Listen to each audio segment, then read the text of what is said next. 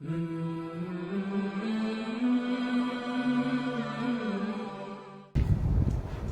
طرح سے جب یہ نفس امارہ سے نفس لوامہ سے نفس الہامہ سے جب نفس مطمئنہ، چوتھا اسٹیج نفس مطمئنہ بن جاتا ہے اور کلمہ پڑھ لیتا ہے اپنے شیخ کے ہاتھ پر،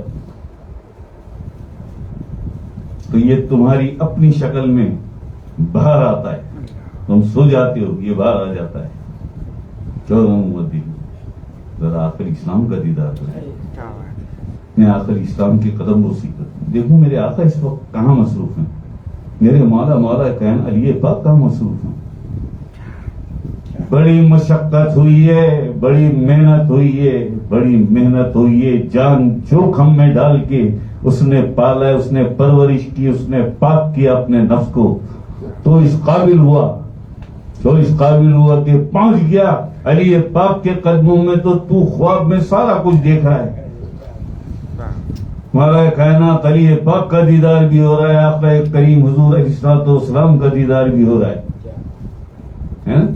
جب نفس امارہ نکل کے پہنچ جاتا ہے لاہور، اسلام آباد، لندن، امریکہ، تو خواب میں دیکھ رہا ہے نا، تو بستر پہ، پھر وہ کون ہے جو امریکہ پہنچا ہوا ہے؟ وہ تیرا نفس امارہ ہے، ناپاک محفلوں میں، شیطانی محفلوں میں پہنچا ہوا ہے۔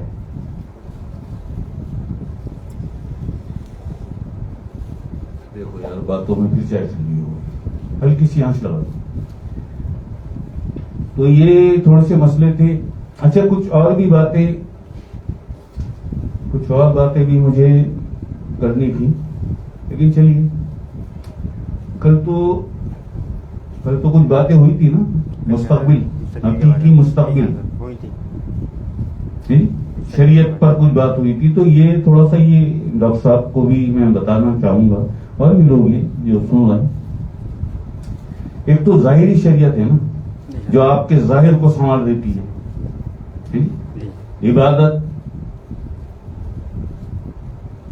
عبادت اور تلاوت سے حج، عمرہ، روزے، یہ سب کچھ کرنے سے آپ کا ظاہر سمجھ آتا ہے، اسے ظاہری شریعت کہتے ہیں، جس کے تحت آپ ظاہری عبادتیں کرتے ہیں، اسے ظاہری شریعت کہتے ہیں۔ ایک باطنی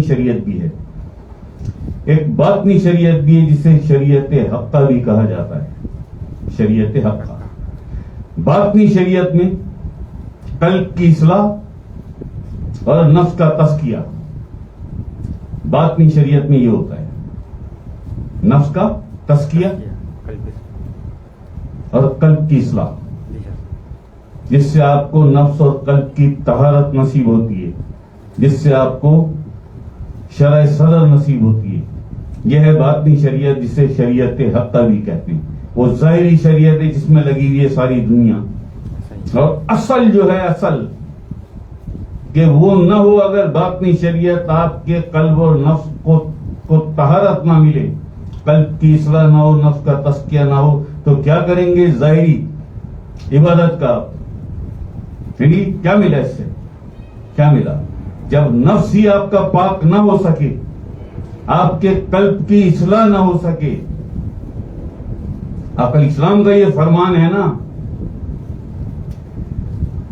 اے بنی آدم، تیرے جسم میں گوشت کا ایک لوتھڑا ہے، اگر اس کی اصلاح ہو جائے تو تیرے سارے وجود کی، ظاہر باطن کی، سارے وجود کی اصلاح ہو جاتی ہے۔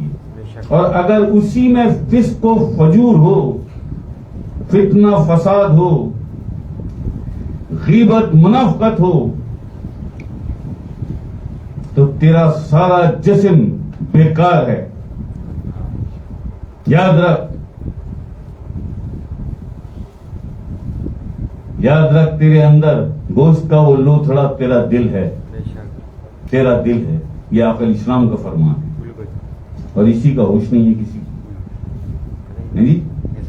تو باطنی شریعت قلب کی اصلاح اور نفس کے تزکیے کے لیے ہوتی ہے، جسے شریعت حقہ کہتے ہیں۔ یہ ظاہری شریعت ہے، آپ کے ظاہر کو سنبھال دیتی ہے۔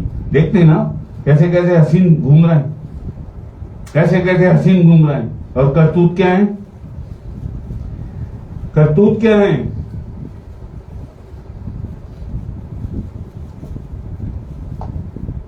تو یہ ڈاکٹر صاحب تھوڑی سی باتیں تھیں. اس میں اور بہت کچھ ہے. اتنا وقت ابھی نہیں ہوگا یہاں پر کہ میں اور بھی, کیونکہ انسان کا تو یہی سمجھا ہے نا کہ یہ سامنے میرے انسان کھڑا ہے یا بیٹھا ہے, بس یہ انسان ہے.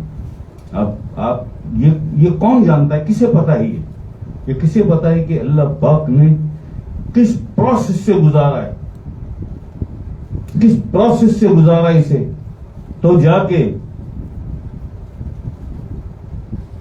ایک انسان کا وجود عمل میں آیا.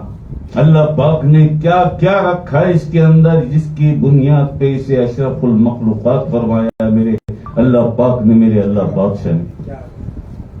ہے کسی کو پتا یہ کہ وہ کیا چیزیں ہیں انسان کے اندر جس کی بنیاد پر وہ ساری مخلوق فرشتوں اور جنات سے بھی زیادہ افضل ہے, اشرف المخلوق ہے, ساری مخلوقات میں سب سے اشرف ہے. کیا وجہ ہے, وہ کیا چیزیں ہیں ایسی انسان کے اندر, اللہ پاک نے کیا چیزیں ایسی رکھی ہیں. لیکن اس کے لیے پوری ایک محفل چاہیے.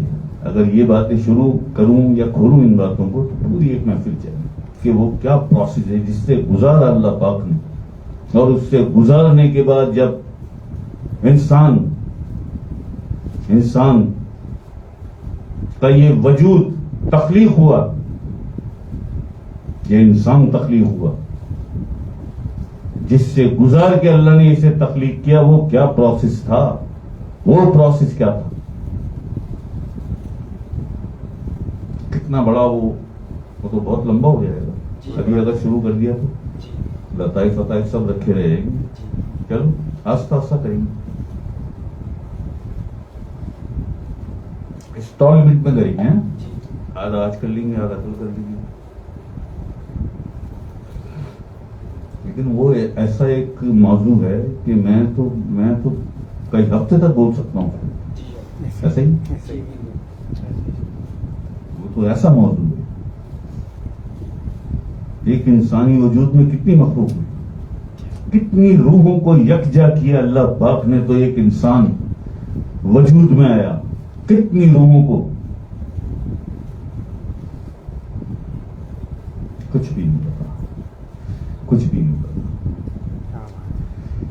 کل ویڈنسڈے تھا, کل بھی حقیقی مستقبل کی بات ہوئی کہ حقیقی سچ میں مستقبل کہتے کسے. ٹیوزڈے کی محفل میں بھی ایک بات ہوئی تھی, قبر تک کا روڈ میپ نہیں ہے کسی کے پاس, قبر تک کا, یعنی آخرت تک کا روڈ میپ تو جسے صراط مستقیم کہتے ہیں, اس کا روڈ میپ کیا ہوگا. قبر تک کا تو ہے نہیں کہ قبر تک کا راستہ کس طرح تو نے سیدھا کیا.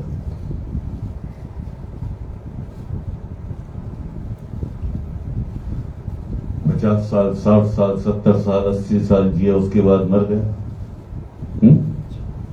ایسے تو جانور بھی جی لیتا ہے, ایسے ہی پیدا بھی ہو جاتا ہے, وہ ایسے ہی جی بھی لیتا ہے, کھا پی وہ بھی لیتا ہے, کھا پی تو بھی لیتا ہے, بھاگتا دوڑتا وہ بھی ہے, بھاگتا دوڑتا تو بھی, بچے وہ بھی پیدا کرتا ہے, بچے تو بھی پیدا کرتا ہے. اسے بھی مادین چاہیے, تجھے بھی مادین چاہیے. ایسا ہی ہے نا. فرق کیا ہوا پھر, فرق کیا ہوا, وہ بھی مر گیا تو بھی مر گیا.